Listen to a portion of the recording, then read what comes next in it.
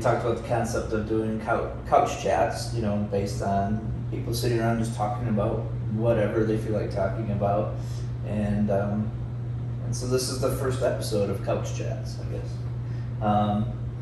Thing that sticks out to me in the last 24 hours, at one point you had said to me, Todd, what is your impression of blank? Right. Something.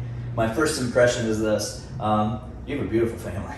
Oh, You've got a beautiful home, and I'm so glad I had the opportunity to come see you guys in person. Yeah. This is such a blessing to be able to have this opportunity, and the hog hunt today was just icing on the cake, you know. Originally when we came up with the idea, very spontaneous. Yeah. From my standpoint, my family, that's how we operate. Yeah. You know what I mean? Get an idea in our head, you know what, we're gonna jump on it, you know. Yeah. So of course we had to run it by you. And just, you know, so that's kind of how we operate. Another perfect example of this, I remember when Heather and I first were married back in 2006. Detroit Lions, or Detroit was hosting the Super Bowl. Heather worked Saturday night, got out at 10 o'clock at night. Gets home, she's like, hey, what do you want to do tonight? I'm like, let's drive to Detroit. Let's see what's going on in Detroit. 3-hour drive one way. Okay, so we hop in to take off. And so we got almost to Detroit, and then it started blizzarding, so we decided to get a hotel and then go back home the next day. But Yeah. that's just the type of family that we are, and having these opportunities like this, it's so funny. We're so spontaneous, but everything always works out, and we get to experience so many different opportunities because of that. And Yeah. you know, you always think back to, or another example I use, that Snoop Dogg commercial, the best plans are no plans. I think I mentioned that to you earlier. Yeah, you did. It's so absolutely true. Yeah. You know what I mean? No. Yeah, I mean it's been fun. I mean we've talked about, since you've been here for over 24 hours now, and how it's been gone anywhere from, you know, recording with you and Heather, and then the confusion on timing with recording your podcast, which now we're going to do here after a bit, you know, or tomorrow. Yeah. And you know, you were just like, hey, why don't I just go down there in person, you know? And you're coming down here in person, so it's like, well, if he's coming down here, why don't we go hunt hogs for a day? Right. A couple hunts in, so. And it was funny too, because when I said, hey, how about I come down there, you're like, well, it was like I could feel concern in your voice for me, and I remember telling Heather, it seems like Sam was concerned for me. Can he actually do it? And I said to Heather, I said to Sam, listen, I got the rest of the summer to recover. I got this rest of the summer to do whatever. Yeah. And then when I said that, you're like, oh, yeah, that's right. Yeah. When we talk about hunting in Texas in the summer, I mean, it's hot in general. We were talking earlier about old Andy Meeks, who I'm sure at some point will be on the Couch Chats here. Sure he will, yeah. But talking about him and how he didn't want to hunt in the summer. No.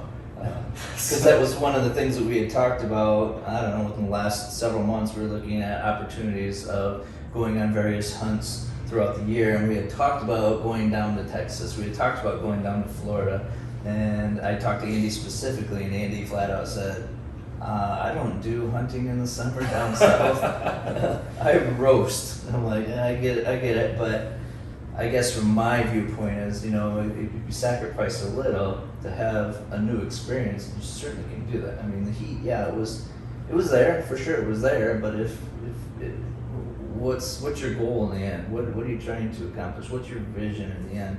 And again, I didn't expect to go hog hunting, but when you mentioned it, I'm like, yeah, let's go hog hunting. Yeah. So I was set on hog hunting, not the weather, not the heat, not the, you know what I mean? Yeah. So that was my end goal, just to see a hog, because I've only been out hog hunting one other time, and it was just a one-day hunt in Alabama, and sitting all day, I didn't even see a hog, you know? Yeah. And so this was an experience just to see a hog, and not let alone harvesting one, so that was pretty cool. Yeah. So it worked out perfect, and I mean, honestly, for as intense of a summer as we're having this morning, it was a pretty beautiful morning. Mm-hmm. You know, yeah, it was warm, but it was a nice set for sure. Yeah. I enjoyed it. For sure. It was a good hunt. And even last night, I mean, it was 110 when we went out. But once we got in the shade and got settled, and there's a nice little breeze, I mean, like I said, it really wasn't that bad. You know, again, my focus was on trying to see a pig. So, I mean, the weather was there, you knew it was there.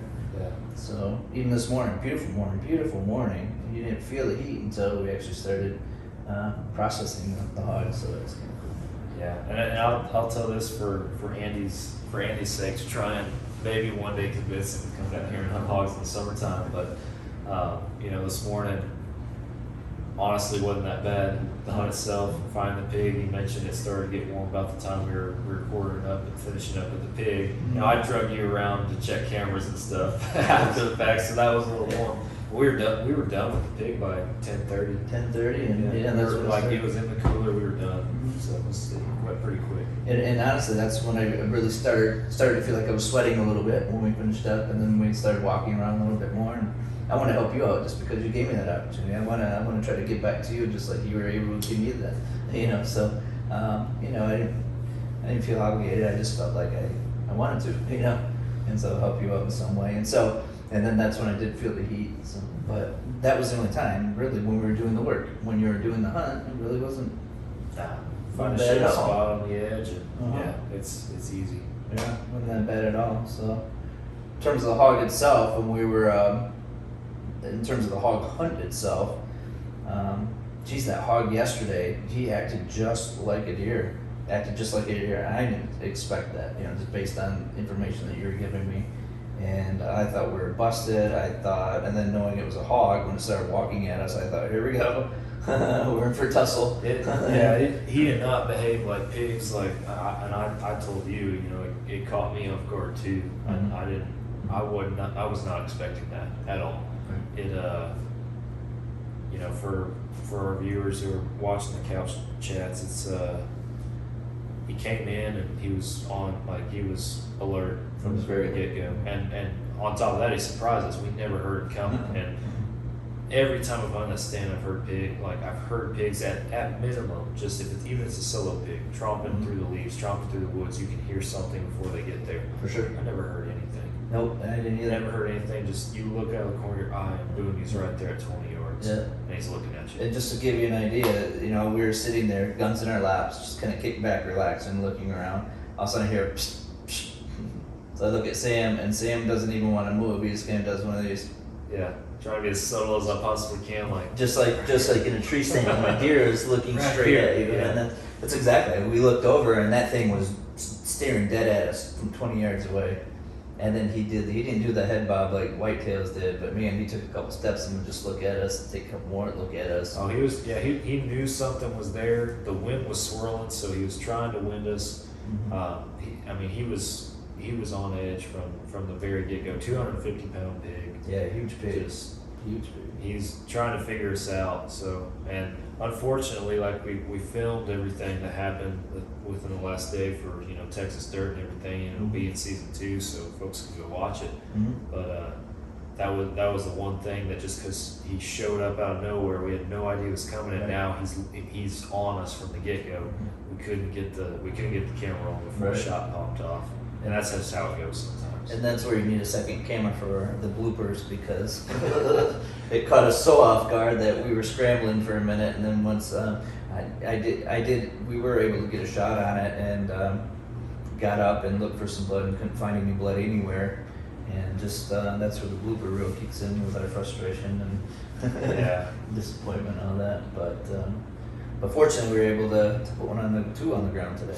We put 2 hogs on the ground today. So. Yeah, this morning that was good to get back in it. And those pigs were quiet too coming in. It's kind of the same deal. It surprised us, but unlike the night before or last night, we were able to back off of them a little bit farther. So instead of being closer to the feeder, we're 50, 60 yards off the feeder now on the edge of clearance, and the wind not swirling directly in our face the whole morning. So it was a good setup. And yeah, we looked up and oh, there they are. Sure. Never heard them coming in, but they were focused on the corn. They're focused on their meal. They didn't care about it. Didn't care at all. No. And we actually had seen them on your trail cam. Yep. Thought it was a sow and two piglets. Turned out it was a boar and 2 piglets. When we put the boar down, you said probably about 150 pound. About 150 pound 3-year-old, maybe 4. Yeah. About a 3-year-old, 150 pound boar. And then Sam, sharpshooter Sam here, Piglet. luck. Pure luck. Piglet on a dead run, probably about 80 yards. It had to have been 80 yards by the time you squeezed it off, right? Because it wasn't me shooting bam bam. It wasn't a bam bam. It was a bam. Yeah, it was. Bam. It was pretty quick for sure. Yeah, Right. you know, I told Todd. Of course, at the time we thought it was a sow, so I told Todd. You know, we talked about the night before about Yep. hey, if Yep. we have multiple pigs come out, we need to both try to shoot one. Right. So we got the camera rolling right away, and then it was like, hey, you take the sow, and since I have the AR, Mhm. I'll just try to track some piglets and knock one or two down if I get a chance. Right. And so Todd shoots the sow, and the piglet runs to the right.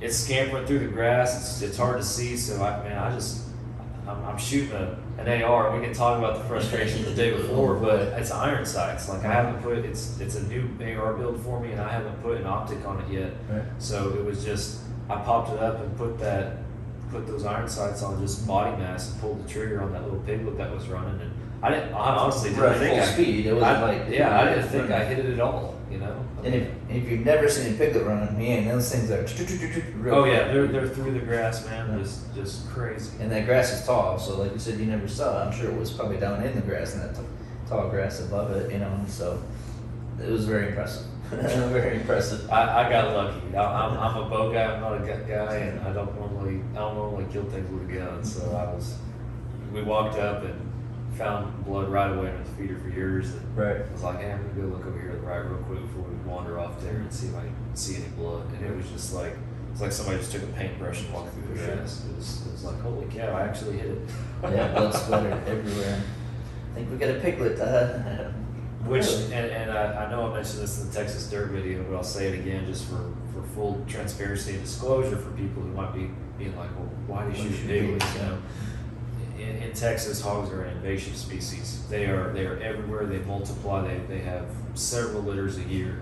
So it's just they take over really quick. They tear up ground. They tear up fences. They'll tear up feeders. You know, if there's enough of them. So definitely something we want to get out of there, and it's to the point on our place. First off, it's like a switch flip this year. Just all of a sudden the pigs are there. Right. But it's to the point where it's like, man, it doesn't matter what kind of group it is. We need to Get rid of it. get rid of it. So. I'm sure it could be very costly in terms of the amount of money and stuff. But going back to sighting in our gun yesterday, sighting in the AR yesterday, that was a lot of fun too. Yeah, that was interesting. So I had this is a new AR build for me, and I took it over actually to my neighbor to have him help me just make sure everything's sound and good to go. And man, I went over there in the even before you came and took it over there. We broke it down and made sure it's cleaned up and good to go and everything. And I was gonna try to sight it in while I was over there, but of course by the time him and I got to that point, it was already dark outside. So it was like, all right, well, Todd and I will go out there before they even hunt. First thing, we'll take a few shots off the lease with it. And we went through a whole magazine trying to get that thing dialed in, and we got it close to where we're like, I think it'll kill a pig. Right. Well, apparently it'll kill a pig. It was close enough. It got to a point where like, well, we better just take it as is because we don't want to spend the whole evening out here trying to sight it. Yeah, Sight it it down got a there. little frustrating there for a minute, but we made it work. So It made it work well because, like I said, you hit it dead center and that little piglet, and piglets, the target's like that water bottle that we were shooting at. Yeah. It's probably about the size of that water bottle, so. it's cool. But yeah, that after shooting that pig, and we actually had to go back and review the footage because Sam looked at me and he's like, "Todd, did you hit it?" And I go, "I don't know." It acted the same as the hog last night I shot at. And so at least today we had it on video, so we were able to look at the footage a little bit and see the hog actually get hit. So Yeah, we saw a point of impact, which Yeah. was a huge help. yeah, exactly. And last night, like, because everything happened so quick, we weren't even able to get the hog on camera and get any of that action last night. So we have no idea. When I did take the shot last night, he was maybe 25 yards max, and I feel pretty confident with a gun at 25, especially one with a scope, and we couldn't find a drop of blood, so I have no idea. Yeah, and we can. I mean, we reviewed it in our heads and tried to, Monday morning quarterback everything about that hunt, trying to figure out what went wrong or why was it a miss. Because at the same time, the biggest thing that was leading us to feel like it wasn't a miss was the fact we never saw dirt anywhere around or behind that pig kick up at all, anywhere. Mm-hmm. So it's like, well, if that's the case, then there's got to be a bullet in them. And the most, and again, I'm not a gun guy. Mm-hmm. Maybe a gun guy can comment below with more information. Yeah, but for sure. I, in my opinion, shooting a .243 hunting rifle like that at a short distance like that, and you yourself said, he filled up most of that scope. Yeah. My novice opinion is that the trajectory of that bullet probably rose a little bit at that short distance, because when my dad, when he sights in that rifle, he sights it in at 80 to 100 yards normally. Yeah. So I feel like the trajectory might have been on the up at that point, might have hit him high in the no man's land above the lungs. Yeah. And in a pig like that, especially if that bullet lodged in that off shoulder blade, I mean, pig that fat, we comment on how we never found an ounce of blood. And just that fat, you saw how thick these pigs' skin is and everything, and crazy. it can easily kind of cover or not completely plug, but seal up that hole. If you hit something without vitals, it can prevent a lot of bleeding altogether. Right. On your pig, which was a double lung hit, you saw, I mean, we had a blood trail enough to follow and find it, but you saw how it would bleed, and then it would almost dry up for a little bit, and then it started bleeding again. Yeah, it's pretty sporadic. So the other impression I had was when we went out to the Texas dirt property. Like I said to you, this looks like what I used to watch before I switched to streaming service and that sort of thing, and the outdoor channel, and the topography and the cactus and just the landscape, and I've always envisioned myself, man, walking through that and going after a game animal, whether it's a hog in this case or a deer or whatever the case may be. Even the exotics that you guys have down here, and that would be so awesome. So it definitely was something that I got to check off my bucket list, to be able to hunt just in the terrain and just in the landscape like that. And the stuff I used to watch all the time, and be jealous of those guys who were able to do stuff like that. Well, you got to hunt too. You got to experience the most Texan way of hunting, if there is one. We're out there in shorts and t-shirts and boots, just tucking ourselves back into the trees. And again, we're hunting pigs. We wouldn't be doing that if we were hunting deer. But, sure. Hunting pigs, especially in this kind of heat, it's just how we roll. So funny, because you and I had a conversation yesterday about how deer hunting, we're using deer hunting as an example, we take extra precaution in trying to cover up our scent, because that's one of the deer's best sense of smell. So we do the washing, we do our body, we do the clothes washing, we spray down, we do the field spray. I even take my clothes afterwards and air dry it for a couple days. I just hang it outside and just try to get that fresh scent. So we play the wind and all that stuff. So we take all these precautions, but we were talking about how we've seen people, we know people, the guy that goes out and sits in a stand and lights a cigarette, and the cigarette smoke everywhere, but he gets the biggest buck to walk in front and he gets a shot at him. And I told you a story yesterday. I'll tell it on the couch chats. I got a friend who is on a deer lease down here in Texas with a couple other guys, and two of them take everything very seriously. By the book deer hunters, everything you would think of, and the other one is that guy. That just. Screw it, I'm just gonna do whatever I want, out here. Drive around a four-wheeler in the middle of the night, I don't care. And they have designated areas on their lease where this is his spot, this is his spot, this is his spot. And so, this guy that just does whatever he wants, the way my friend came to me in frustration, because he's like, you're not gonna believe this. It's like, check this out. And he describes to me a trail cam video of a middle of the night, big buck at this guy's feeder, chomping on corn.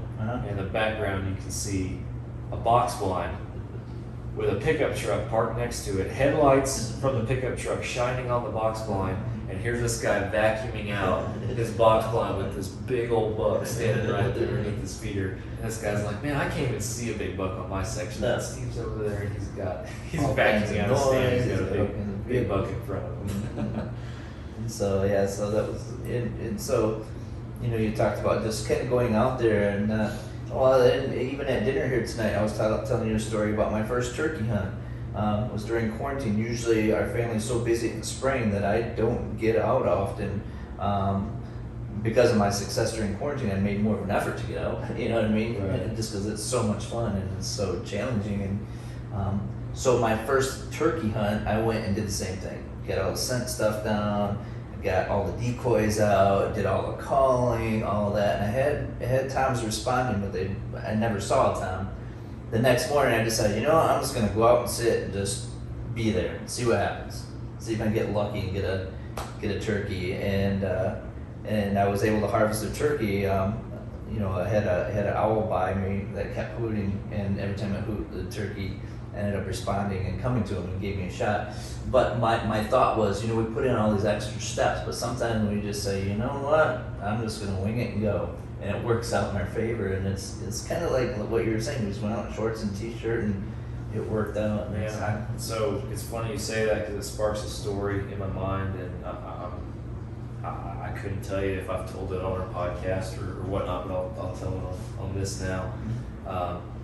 Actually, my biggest buck I've ever killed, that guy right there on the left. It was 2013, so 9 years ago. My dad and I were going out to our lease, and we had just had a big winter event, winter storm come through, so the roads were pretty bad. It took us, and we were wondering, should we even go out there? And it's like, well, we'd be sitting at home if we weren't, so we'll just be extra careful. Take us twice as long to get there, we'll go. Mm-hmm. Sure enough, it took us twice as long to get there. We get there, it's like 4:35 in the evening time, so it's too late to really get an evening hunt in. It's too late to go tromp around and get to a stand. Yeah. But there's a ridge that runs through the middle of this property. You can see everything out there, or at least a bunch. You can see fields and deer and stuff. So I was like, man, I'm just gonna go. I was still a rifle hunter at the time. I wasn't bow only yet. So I was like, I'm just gonna go out there and sit on that ridge, just watch deer on the field. I'm not gonna shoot anything, but of course I take my rifle. You know, what hunter doesn't? You know, I take it with me out there. And I'm in a camo jacket and blue jeans, and I'm sitting on a half snow, half ice covered hillside right here. Yep. I'm looking over this field, and there's does and young bucks out in this field and everything. And I'm glassing. And this field, it's kind of long and narrow, and then there's a deeper portion kind of right in the middle, so it's kind of like a big L almost. Sure. And right in that corner of that L where that tree line is, I watched this young buck, little 3-year-old 8-point, kind of walk into that tree line and everything, and timed perfectly on the opposite corner, I see a deer step out, another buck. So my initial thought was, oh, it's just the same buck. He cut the corner, now he's coming back out the other end of the field. I get to watching him like, that deer doesn't look the same. So I put about 150 yards out, I put my binoculars up, and big old 8-point walking out there, 140-inch deer. Yeah. And so I'm like, man, I gotta shoot that deer. I'm thinking about it like, I'd never seen it before, but I'm like, I can't let him walk. Right. I have to shoot him. Right. So I took a shot, and I shot him, ran 30 yards, crashed. I was ecstatic because it was my biggest buck to date. Sure. But just, it made me think of that because it's like, man, you never know. Like, you go out, the days you go out the least prepared, the days that's how I shot the biggest deer still to this day that I've shot. So. And then you get that biggest rush. I mean, even yesterday we didn't put a hog on the ground, but man, it was so much fun. And I know I kept talking more than I normally did, but it's the excitement, that adrenaline, it takes a while. Oh yeah. And Sam had made a comment that, if I shoot a hog and there's no blood trail and I lose it because it's an invasive species, because it does so much damage, I don't lose any sleep over it.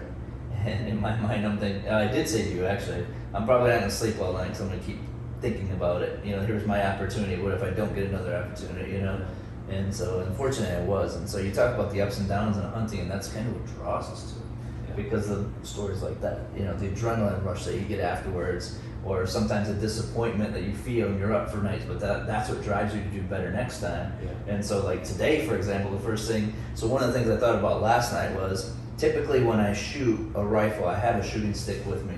And that's what I feel most comfortable, whether it's on a rail or if like today, I just had it plopped up on my foot. Sometimes I plop it on my knee. But that's just, for me, it's more of a comfort thing, I guess, Yeah. So that's why I created that makeshift shooting stick out of a couple branches.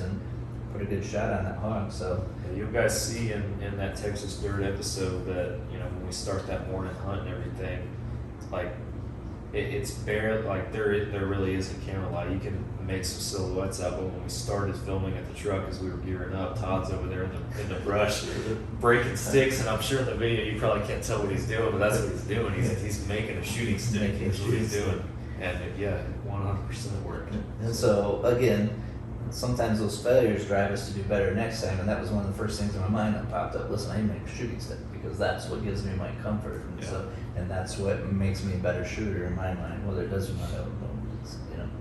So, you ever spot and stalk an animal? I have.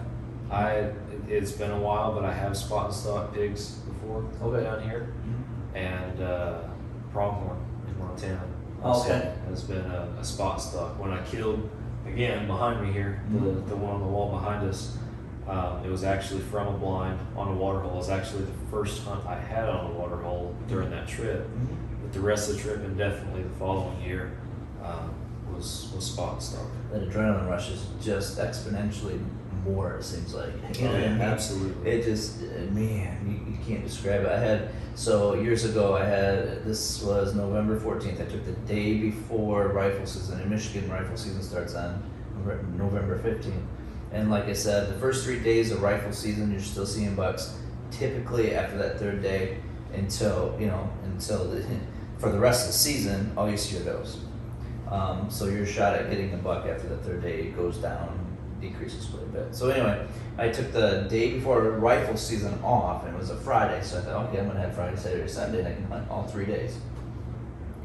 I wake up in the morning, it's pouring rain out. I'm like, I'm not gonna go hunting in pouring rain, bow hunting in pouring rain. I'm gonna go back to bed. But I went back to bed and I couldn't sleep because I kept thinking, well, this is my last day, I might see bucks. I took the day off specifically to go hunting. So I flipped the TV on, was watching the weather, and they said, okay, in the next 20 minutes, half hour, the rain's gonna push through and it's gonna stop.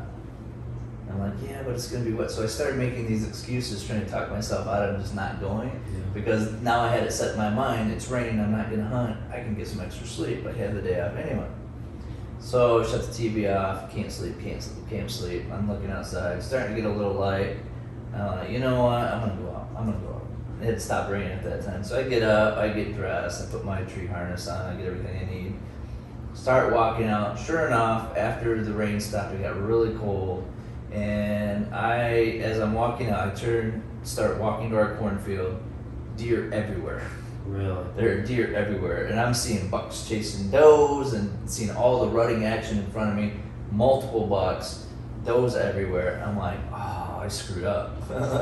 I screwed up. I should have got out here when it was raining, sucked it up. And so at any rate, I ended up getting as close to the tree line as I could, just kind of knelt down and just watched the action happening in front of me. And then pretty soon it started dying off and deer started filtering out of the field.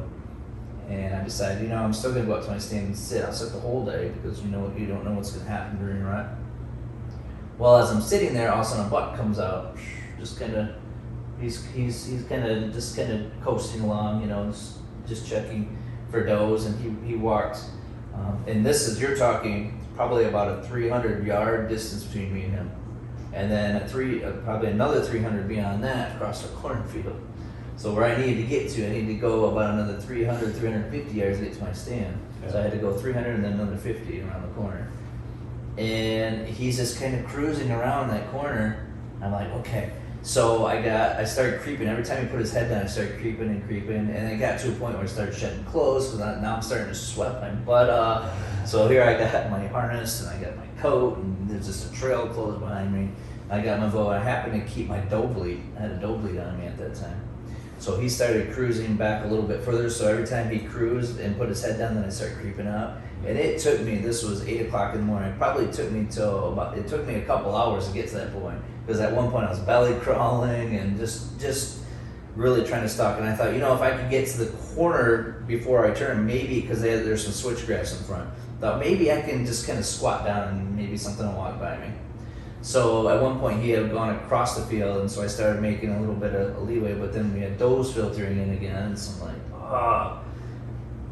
So after doing that for, again, like I said, a couple hours, I ended up getting to that point on the curve, and he had gone all the way across the field, almost to the neighbor's property, and I just knelt down in that switchgrass and just started hitting my dough bleed. The first time I hit the dough bleed, he turned, looked at me, I'm like, oh boy, this might work.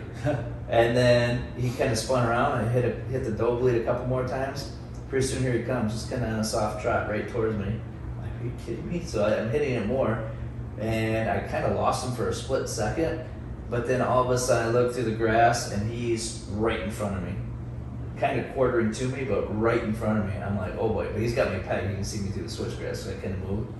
I'm like, you know what? Because I already had an arrow on that. I'm just gonna draw back and see if I can get a crack at his vitals. So I draw back. When I drew back, he turned a little bit more, so I did have a shot at his vitals. And I just guessed that he's got to be somewhere between 20 and 30 yards. I didn't have a rangefinder, and I couldn't really see through the switchgrass, but I could see him through a V in the switchgrass.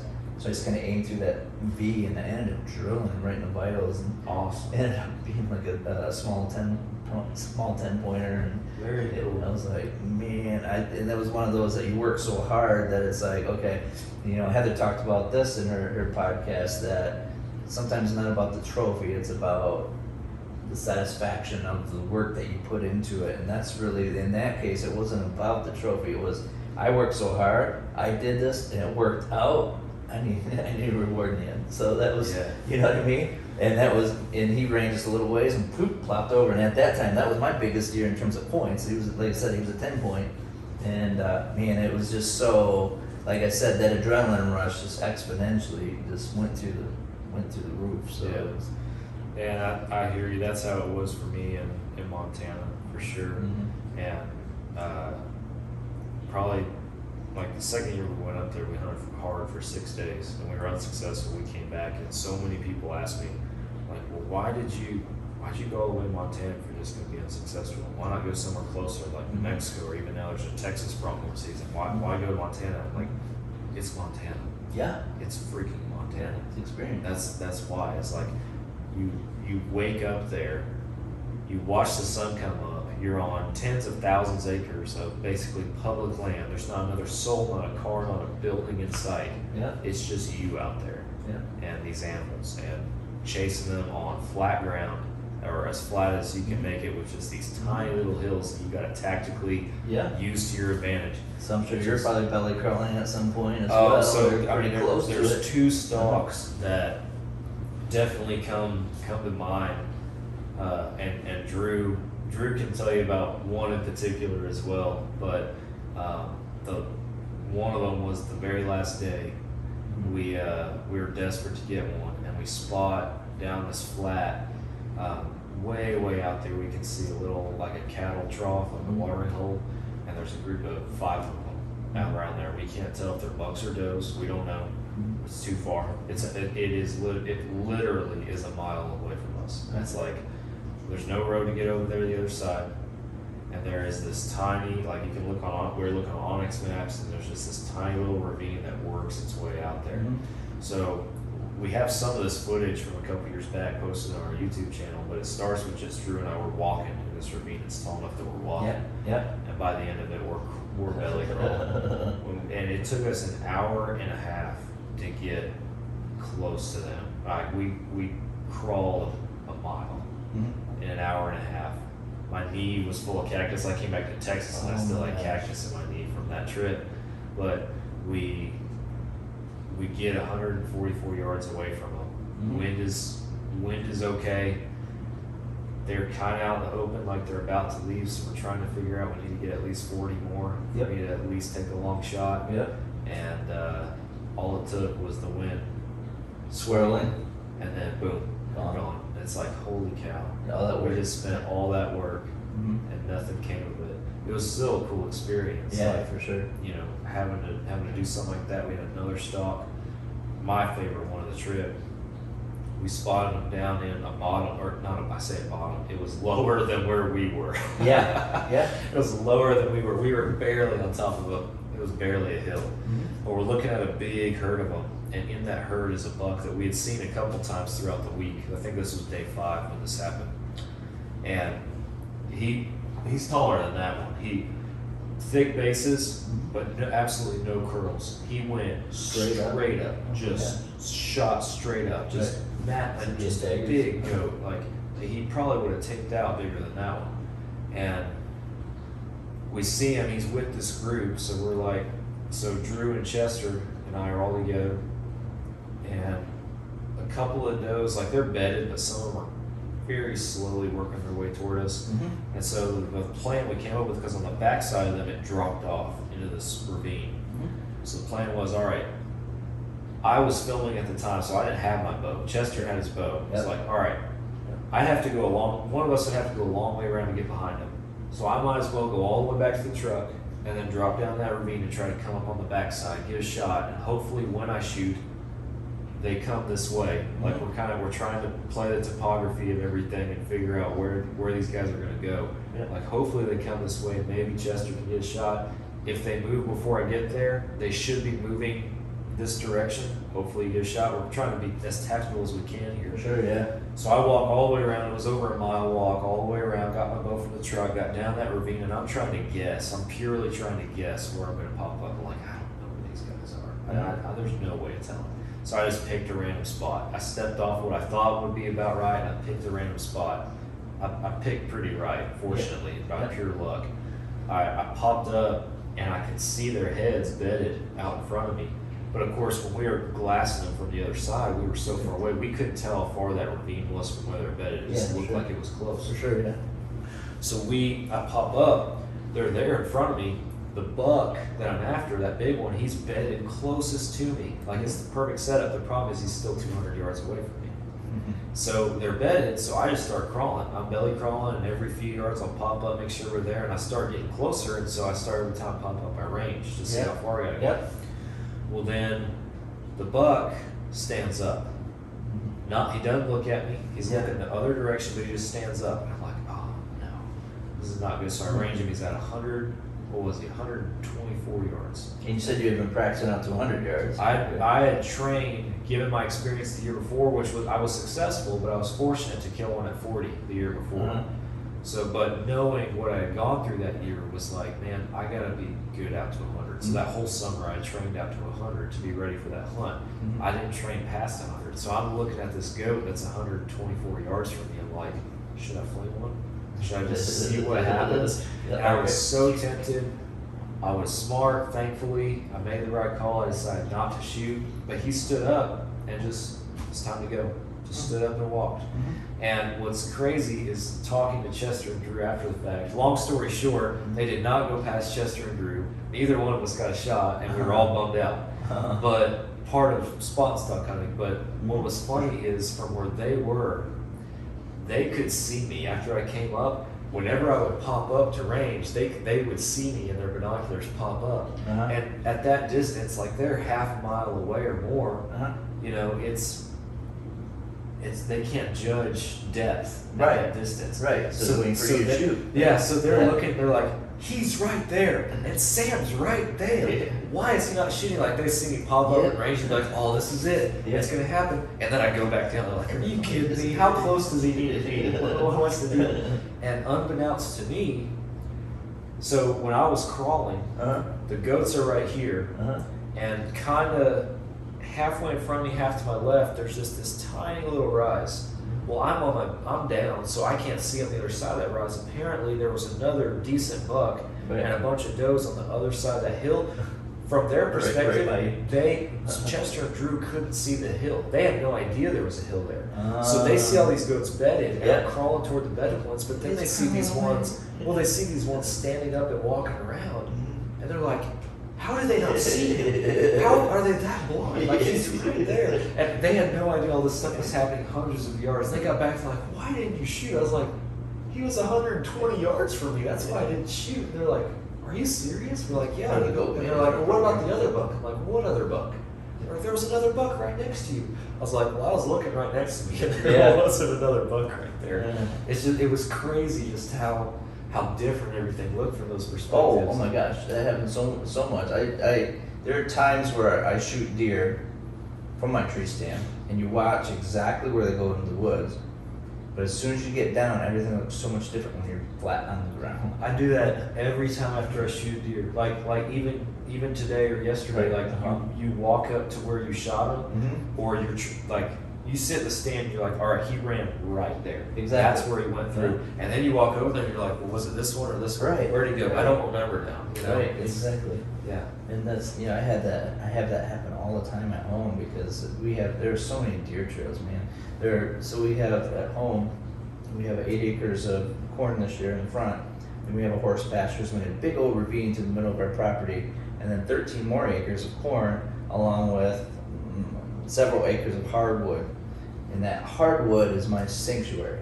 I don't like to go in there even tracking deer in there because that's where most of the deer come out. I don't want my scent in there. I want to try to stay out of there as much as possible. If you were to go over there and look, so that's where all the deer seem to run when I shoot them. If you go in there, there are deer trails everywhere. It's like a highway everywhere. And so every year, at least one deer, most deer that I shoot, they run that direction. And you think you know where they're going, but just like you said, you go to the spot where you think they go in, but now there's trails everywhere. And if you don't see blood right away, which trail did they go on? Yeah. And then as you're following that trail, you pick up the blood trail and you start losing it a little bit. Now there's trails everywhere again. So now it's, I've also had times where I've lost a trail and said, you know what, I'm just going to do a big circle here and hopefully I find it. And sure enough, I've had several times that I haven't, or I've had several times that I have. I had one time that I shot a deer, my muzzleloader dropped right away out in the middle of the cornfield. Okay, cool. And it was just laying there. Well, it's dead. I'm gonna go get it. So I get down right away and bring my muzzleloader down, get down out of the tree, pick my muzzle up, turn around, look up. Deer's gone. Like, are you kidding me? What the heck? I know for a fact that I hit it. It dropped. It wasn't moving. And fortunately, we had some snow on the ground, so I went over to where it walked, and you could see where he had gotten up and then just kind of wandered off into the woods. So you could follow the blood, and I ended up catching up to him. And again, I didn't have any lights or anything with me at that point, because usually when I shoot a deer, I usually shoot him right at dark. It seems like always, and I always got to run back up, get flashlights, and then track them. And I usually come out with my quad and stuff to haul them and that sort of thing. But this time I didn't have my flashlight. You can see where he went in the woods, and I thought, okay. But I caught up to it, and I busted its shoulder. So it was one of those where it was just flinging its front legs forward and using them as crutches. And I'm like, man, but I don't have any light, so I can see that happening in the snow, but I can't pick it up in my scope or anything like that. So now I got to run back up to the house to get a light. So I go back up to the house. Heather wants to come with me at this time. We can't find this thing anywhere because it had stopped bleeding at that point. Like, are you kidding me? So we're walking all over in that sanctuary, and we can't find. We're zigzagging back and forth.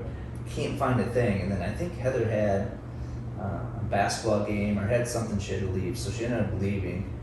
And I ended up just taking the flashlight and just going, just shining the whole field. And I happened to see a set of eyes just laying in the woods over here. I'm like, what the heck? So I start walking towards the set of eyes. Sure enough, it was that deer had bedded down. So then I started chasing it, basically chasing it, and it's just moving as fast as it could.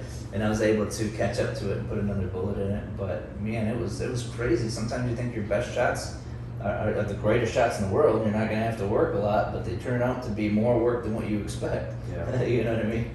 Man, I'm glad you told that story and told it on here. And some people might be taken back by a story like that and everything.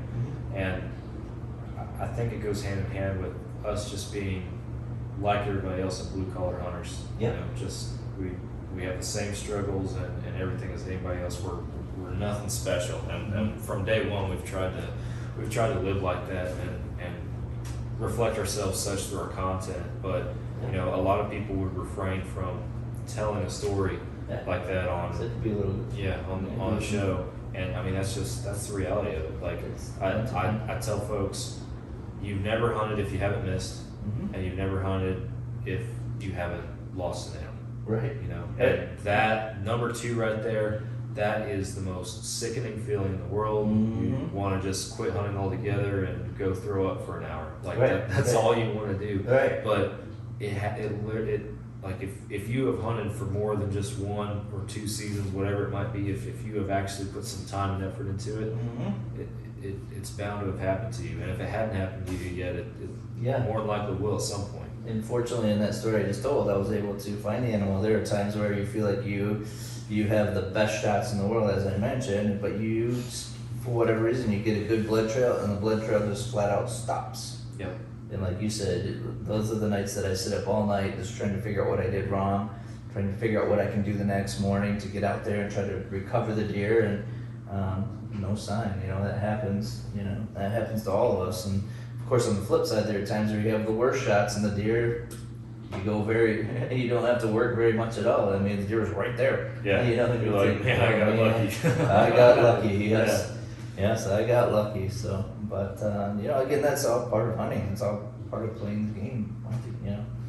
Along with the cat and mouse that we play constantly on every time we go out in the woods. So. It's the same thing we all chase, man. It's we hunt out of passion. We hunt for the meat. Fill our freezers and all that kind of thing. We hunt for our love for the outdoors. We hunt for our own mental therapy, but we hunt for the adrenaline too. Yeah, we hunt for the adrenaline too. Not to paint us as adrenaline junkies, but That's a big part of it. Nope. So. And really, the theme that we were talking about too over the last several months is, what are we gonna do as conservationists to give back to the environment? May we focused on planting trees, planting grass, planting food plots so the deer can eat. We can grow our cover so deer have more cover, or not just deer. Bunnies have more cover, and raccoons have more cover, and all these other animals. Today, we're focused on taking out that invasive species that can be harmful to the environment.